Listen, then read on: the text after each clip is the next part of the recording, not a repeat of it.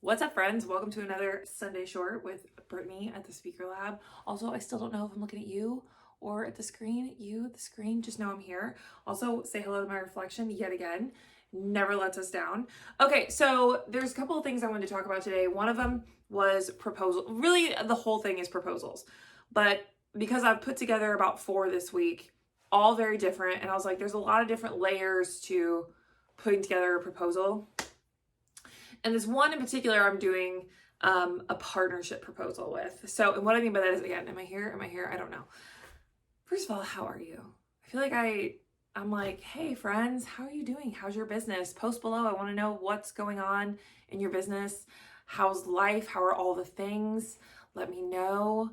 Honestly, post below what questions you have. I mean, I make these Sunday shorts based on like literally what's happening in real time in my business that I'm like, they probably need to know this or would want to know this. So today, like I said, is all about proposals. And the thing with proposals today is I'm putting together a partnership proposal. What I mean by that is, so I reached out prospecting, right, to this conference that is held with like all of the local in the state, the community colleges, okay? And I was like, oh, they host a student leadership conference at the end of the year, so in the fall. And I was like really interested in that. Let's see if they've selected their keynote speaker yet, you know, because we're in time. And I connected with a decision maker. She happens to be very local at a local community college. So we were talking, we got on a discovery call. She's fabulous, a lot of energy, very much great fit for her and I. And she started talking to me. She's like, there's a lot of different opportunities to bring you here. I want to bring you into campus for like this. And then the student leadership conference, we're meeting soon. And there's this other thing we do in the summer. So here's what I did.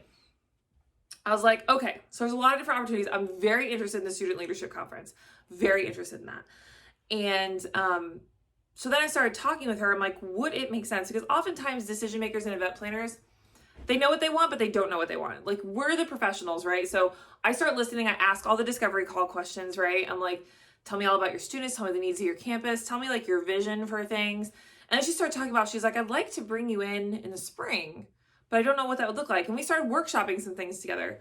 And I'm like, would it make sense? Because I have done it colleges before where they bring in a panel or it's more interview style versus like the students come and watch a speaker, right? Because at colleges, they see teachers all the time, professors in front of them, talking head stuff. It's like, let's give them something a little bit different. Like, let's mix it up, right? Let's mix it up. So we basically workshopped and built this panel discussion evening together on this discovery call. It was awesome.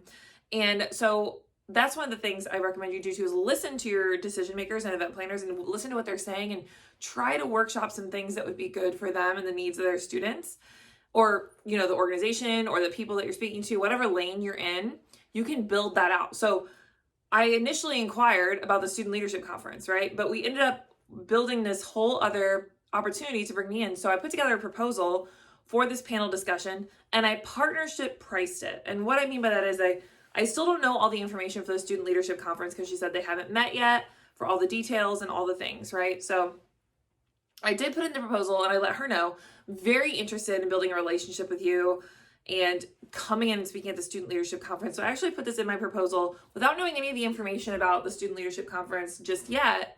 This is partnership pricing that I'm offering you.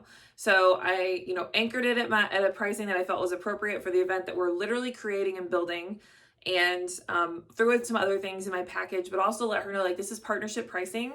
So when we decide on the student leadership conference information and pricing and all the things, I can price that according to the partnership pricing. And so that was really an interesting thing. And I wanted to let you guys know that that's one of the ways we coach and train here at the Speaker Lab, how to increase speaker fees, how to continue to serve one event planner and decision maker or one organization, because it's going to come tenfold for you. There's so much that can come from that in terms of the ROI. Just the knowledge that you're so easy to work with, that you've helped them create this opportunity for their audience that didn't exist, or that you're willing to partnership price, right? To increase your influence and the message because they believe in what you have to say so much. So there's always that option with proposals, right? So I wanted to kind of put that out there to let you guys know, to, instead of saying things like I'm giving you a discount, it's more, here's my partnership pricing, right? So it's all about how you say it, right? It's all about how you word it, but I think it's really good. So I wanted to share that little bit with you that I'm doing. But something else I wanted to share with you was do you say yes to opportunities that are below your fee? Because a lot of times we have ranges that we like to work within, we raise our speaker fees, and then we have opportunities come to us that are like, let's say your minimum fee is $5,000 and someone comes to you and you really want to speak there. It's a huge opportunity. And they're like, we pay our keynote speakers $3,000. So there's a $2,000 discrepancy there. So you have a few options here. I mean, at the end of the day, you can say no. That's up to you. I'm going to leave that totally up to the speaker. It's up to you. You can let it be known that your pricing is typically, here's my typical, starting fee at $5,000. With everything you're asking, here's what I would anchor this as. And you have every right to say, I feel comfortable charging $3,000, to work with you. Now, there are ways to make up for that $2,000. That's what I want the mindset for you to be. I don't want you to have the mindset of like, oh, I'm devaluing what I have to offer. I'm discounting what I have to offer because I want to speak here. No, start to add things to the package or do the ask. Ask for things that put the value up to your fee of $5,000. What I mean by that, can you get them to cover your hotel room or your travel expenses? Can you get them to give you rights to videographers and photographers on site? Because that's technically worth thousands of dollars typically. There's a lot of different ways. Can you give me a list of other decision makers in your network? Can you refer me to other event planners or organizations that you feel like I'd be a good fit, which is potentially worth thousands of dollars? So there's a lot of ways to bridge that gap. So I don't ever want you to think like, oh, I can't say yes, or yeah, I'll just give you a discount. Don't have that mindset. Think to yourself, like, how can I get them to meet my fee with other things besides money, right? So that have the opportunity to turn into an amazing ROI and an amazing outcome, right? Even financially.